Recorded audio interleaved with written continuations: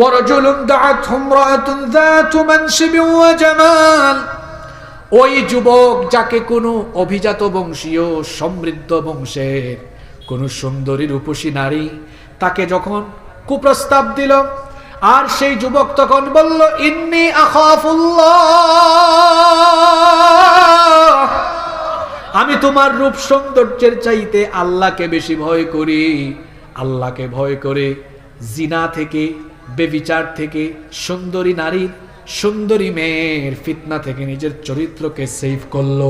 ওই যুবককে আরশে আজিমের ছায়ার নিচে জায়গা দিবেন কে? যুবক, এটা তোমার জন্য বড় চ্যালেঞ্জের ব্যাপার, কারণ তোমার চরিত্র এমন। রাস্তা দিয়ে একটা সামান্য সুন্দরী মেয়ে হেঁটে গেলে তুমি তোমার বন্ধুকে বলো, বন্ধু কি দেখলাম, মাথা ঠিক নাই। তার মানে তোমার মন মানসিকতায় সমস্যা আছে, চরিত্রে ঝামেলা আছে। ও আমার যুবক ভাইয়েরা, চরিত্র বানাতে হবে ইউসুফ আলাইহিস সালামের মতো। তুমি আর কি হ্যান্ডসাম যুবক, তুমি আর কি সুন্দর, তুমি আর কি কিউট বয়। ইউসুফ আলাইহিস সালাম, যাকে আল্লাহ তাআলা দুনিয়ার অর্ধেক সৌন্দর্য দিয়েছেন, সুবহানাল্লাহ। এই দুনিয়ার অর্ধেক সৌন্দর্য আল্লাহ তাআলা তার নবী ইউসুফ আলাইহিস সালামকে দান করেছিলেন, যাকে দেখে মিশরের সেই যুগের সুন্দরী মেয়েরা ফল কাটতে গিয়ে তাদের হাতের আঙ্গুল কেটে ফেলেছে, টেরও পায় নাই। সুবহানাল্লাহ।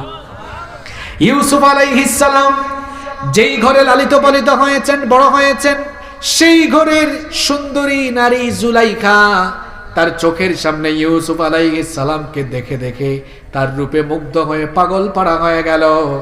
একদিন সে নির্জনে তার দাসীর মাধ্যমে ইউসুফ আলাইহিস সালামকে তার খাস কামরায়, তার বেডরুমে আমন্ত্রণ করলো। 7টি দরজা ছিল, সবগুলো দরজা লক করে দিল, তালা লাগিয়ে দিল। তারপরে বলল, ইউসুফ, এই ঘরে আসতে 7টা দরজা আছে, সব দরজা লক করে দিয়েছি, চাবি আমার কাছে, কেউ এখানে আসবে না। তুমি আমি এই ঘরে যা করব কেউ দেখবে না, কোনোদিন জানবেও না। আসো, আমার কামনা বাসনা পূরণ করো, আমার এই ইচ্ছা তুমি পূরণ করো। ইউসুফ আলাইহিস সালাম তখন দুষ্ট নারী জুলাইখাকে বললেন, কি নির্বুধের মতো তুমি কথা বলো, তুমি বলছো কেউ এখানে দেখবে না, জানবে না। কেউ যদি এখানকার এই রুমের কাজ কারবার নাও দেখে, নাও জানে, একজন সব দেখেন, সব জানেন, তিনি কি?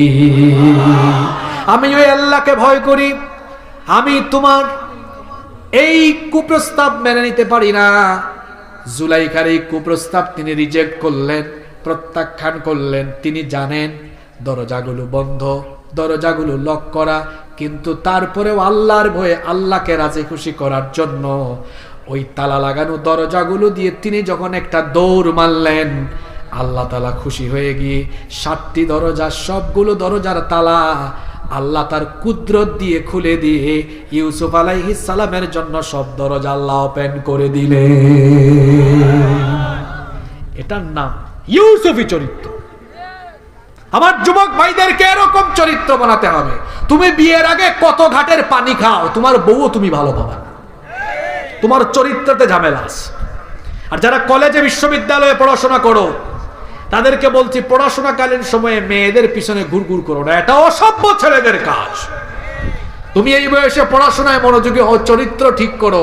তোমার কেরিয়ার ভালো হলে, চরিত্র যদি ঠিক হয়, এই তালার হাজার হাজার সুন্দরী মেয়ের বাপ তোমার কাছে মেয়ে বিয়ে দেওয়ার জন্য তোমার পিছে ঘুরঘুর ঘুরঘুর করবে।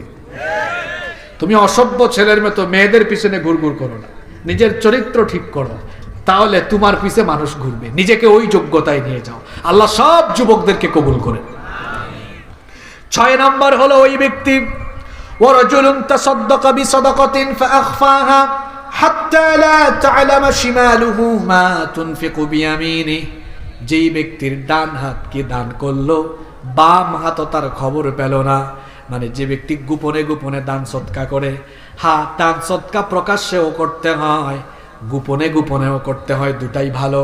কিন্তু প্রকাশ্য দান সৎকা করলে কোনো ক্ষতি নাই, বরং মনের উদ্দেশ্য যদি এটা থাকে, আমি প্রকাশ্যে দান করলে আমাকে দেখে আরো বহু মানুষ উদ্বুদ্ধ হবে, কোনো অসুবিধা নাই।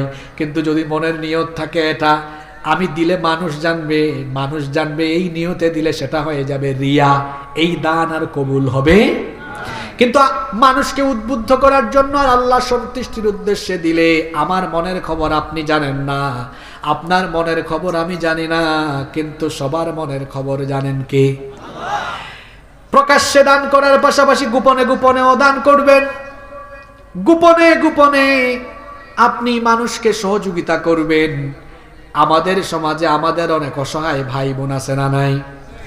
মসজিদে মাদ্রাসায় তো আমরা দান করি, সেটা ভালো কথা, কিন্তু মসজিদ মাদ্রাসায় দানের পাশাপাশি আমার পাড়ার, আমার এলাকার, আমার গ্রামের, আমার সমাজের অনেক অভাবী অসহায় মানুষ আছে, গোপনে গোপনে তার পাশে দাঁড়ানোর সুযোগ আমার আছে না নাই? পড়াশোনা যারা করো তাদেরকে বলছি, আমি আমার ছাত্র জীবন থেকে সামাজিক কর্মসূচি, সামাজিক কর্মকাণ্ডে জড়িত ছিলাম। যখন মাদ্রাসায় ইউনিভার্সিটিতে পড়াশোনা করেছি তখন বহু এতিম মেয়ের বিয়ে আমরা দিয়েছি। 10 জন, 20 জন, 30 জন, 40 জন ভাই মিলে যখন আমরা 500 টাকা, 1000 টাকা, 200 টাকা, 100 টাকা করে নেই, তখন দেখা যায় কয়েক হাজার টাকা হয়। এটা দিয়ে অনেক বিধবা, অনেক এতিম মেয়ে কিংবা অসহায় মানুষকে সহযোগিতার সুযোগ আছে না নাই? এভাবেও চাইলে কাজ করা যায়। শুধু কাজ করার জন্য কোনো অবস্থানে থাকা লাগে বিষয়টা এমন নয়, মনের ইচ্ছাটাই হলো গুরুত্বপূর্ণ বিষয়। আর আমার অভাবে অসহায় ভাই বোনকে সহযোগিতা করা এটা মুমিন হিসাবে আমার দায়িত্ব, কর্তব্য। আল্লাহর নবী বলেছেন, যে ব্যক্তি তার কোনো মুসলমান ভাই বা বোনের অভাব অনটন দূর করে দিবে, আল্লাহ তাআলা ওই ব্যক্তির দুনিয়া আখেরাতের সব সমস্যা দূর করে দিবে। এই জন্য আমাদের চারপাশের অভাবী মানুষের পাশে দাঁড়ানোর দরকার আছে না নাই? এভাবে যারা গোপনে গোপনে মানুষের পাশে দাঁড়ায়, গোপনে গোপনে দান করে, এদেরকে আল্লাহ ভালোবাসেন, আর এদেরকে আরশে আজিমের ছায়ার নিচে হাসরের ময়দানে জায়গা দিবেন কি?